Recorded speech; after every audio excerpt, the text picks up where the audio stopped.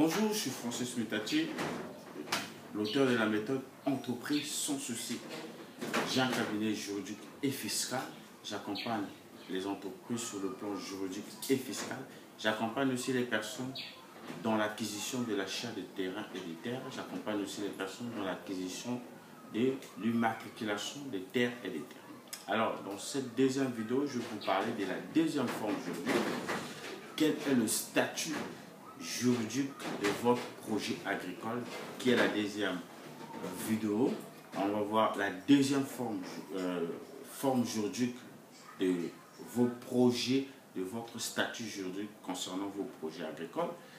Alors ici, dans cette deuxième vidéo, je vais vous proposer la société individuelle. Alors la société individuelle ici, c'est un établissement en droit OHADA. Alors vous pouvez choisir un établissement pour vos projets agricoles. Pourquoi un établissement? Parce qu'un établissement, lorsque vous choisissez ça, vous passez par les démarches administratives de la constitution de l'établissement. Ici au Congo, nous avons par exemple le CEFI, qui est le centre de formalité des entreprises. Vous pouvez payer la taxe de création de l'établissement qui est à 100 000.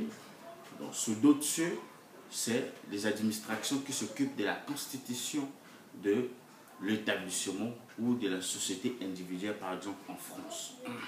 Alors, sur le plan juridique, vous pouvez payer, vous allez payer par exemple le RCCM, le CIEN et le CIET. Sur le plan fiscal, vous avez par exemple l'IGF, c'est-à-dire l'impôt forfaitaire que vous pouvez payer concernant le plan fiscal. Vous avez aussi la patente et la tôle à payer.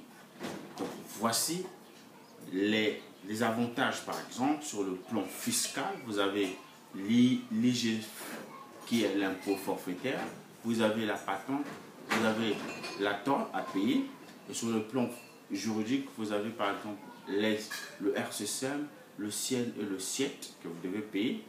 Alors, je vous réserve la suite dans la méthode Entreprise sans souci. Si vous voulez savoir plus, posez-moi des questions dans la description de cette vidéo ou soit m'appeler par mail. Je vous invite aussi à cliquer dans la description de cette vidéo. Vous allez retrouver nos formations de comment licencier un salarié sur un CDI et comment compter et espérer les indemnités en cas d'un licenciement abusif. Alors, si vous voulez de notre accompagnement, nous sommes là pour vous accompagner à moindre coût, pour vous satisfaire. Alors, je vous dis à la prochaine. Merci.